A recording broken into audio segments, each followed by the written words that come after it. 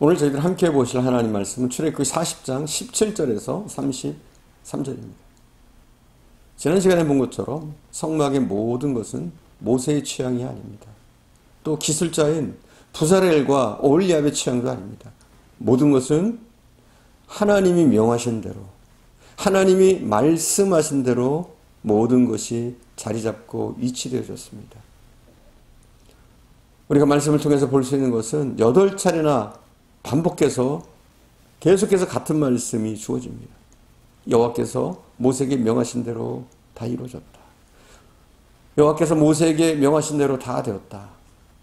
여러분, 이 말씀을 우리는 주의 있게 살펴봐야 됩니다. 하나님께서 모세에게 명하시고 모세는 그 하나님 말씀을 다시 한번 마음속에 새겨서 백성들에게 가르치고 또 주님께서 말씀하신 대로 자기 스스로도 다 준행합니다. 여러분, 그렇습니다. 신앙은 바로 내가 믿음의 길을 출발하는 데서 시작됩니다. 신앙은 순종으로부터 시작됩니다.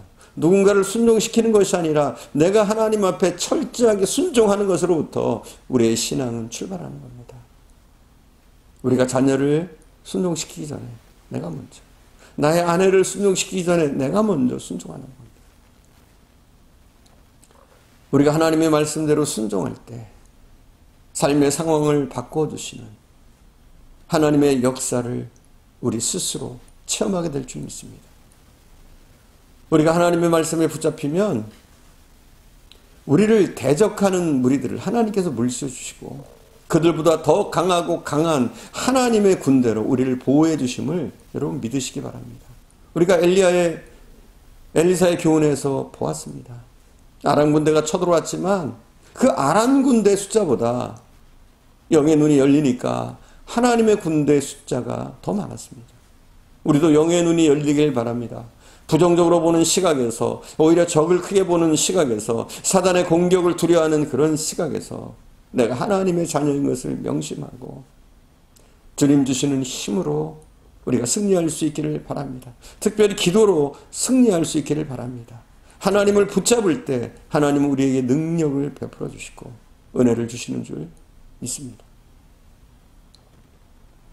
무엇보다도 하나님은 각각 한 사람이 그 자리를 감당할 수 있도록 해주셨습니다. 쉽게 얘기해서 하나님 각 사람에게 제 자리를 마련해 주셨고 또 모든 기구도 제 구실을 하게 하셨습니다.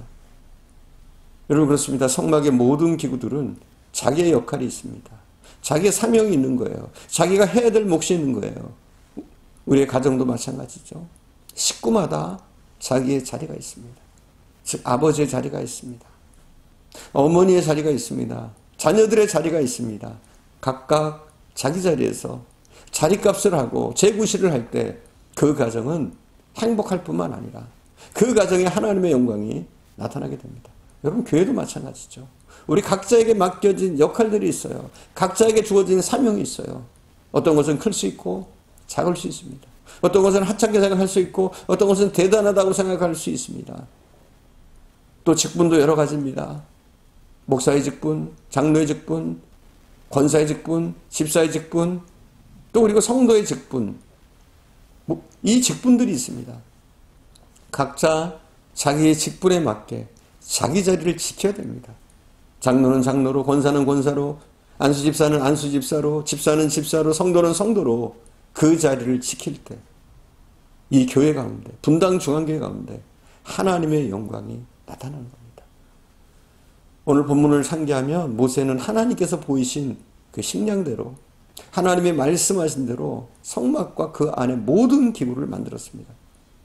법궤를 지성소에 들여놓고 휘장을 친 다음 금양로를 들여놓고 양쪽에 떡상과 등대를 들여놓고 성막 밖에 물두멍과 제단을 놓았습니다. 모두 제자리에 놓았습니다. 하나님의 명령하신 대로 제자리에 다 놓았습니다. 그리고 이 모든 것들이 제자리에서 재구실을 하게 그랬더니 하나님의 영광이 이 성막 가운데 나타납니다. 우리가 각자 제자리에서 재구실을 할 때 하나님의 영광이 나타나게 됩니다. 우리 가정과 우리 직장과 사업장과 또 우리 교회 가운데 하나님의 거룩한 영광이 나타나기를 축원드립니다. 성경에서 말하는 이 거룩이란 말은 구별의 뜻을 갖고 있습니다. 이스라엘 사람들은 하나님께 제사를 드릴 때 제물을 양들 중에서 가장 좋은 것으로 구별해 놓습니다. 다리 저는 것이나 병든 것이나 이런 것들은 안 됩니다. 최상의 것으로, 최고의 것으로 하나님께 드립니다. 이렇게 드릴 때 하나님은 거룩하다 하시는 거예요. 거룩한 제물로 받아주시는 거예요. 여러분, 하나님은 우리 마음을 받으십니다. 최선을 다한 마음, 이 마음을 보시고 거룩하다고 하시는 거예요. 우리가 우리의 온몸과 뜻과 정성을 다해서 하나님을 섬기는 그 모습을 보면서 거룩하다고 받아주시는 줄 믿습니다. 우리 예배가 거룩한 예배가 되어지길 간절히 소망합니다. 우리의 모든 사역이 거룩함이 되어지길 바랍니다. 더욱더 하나님이 받으실 만한, 하나님의 영광 받으시는 그런 사역이, 그런 봉사가 되어줄 수 있기를 축원드립니다. 본문에는 거룩의 방법까지 알려주고 있습니다. 성막의 모든 기구는 시띠나무로 만들었습니다. 시띠나무는 아카시아 나무의 일종으로 볼품이 없고 질도 좋지 않습니다. 사실은 성막의 재료로 쓰기에는 적당한 것이 아닙니다. 심지어 질이 좋지 않고 값도 싼 것입니다.